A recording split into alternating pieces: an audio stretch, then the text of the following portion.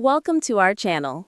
Today, we'll guide you through the simple steps to activate your ACE Elite Prepaid Card so you can start using it immediately. Step 1. Gather your card and information. Locate your new ACE Elite Prepaid Card and any accompanying documents. Make sure you have your card, social security number, and personal information ready for verification. Step 2. Activate online. Visit the official ACE Elite activation website at aceelitecard.com/activate or log into your online account if you already have one. Navigate to the Activate Card section, enter your card number along with the requested information, and follow the on-screen instructions to complete the activation. Step 3. Activate by phone.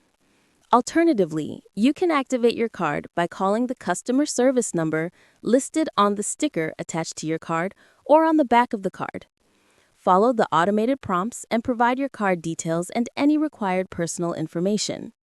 Once your card is successfully activated, you will receive a confirmation message online or during your phone call.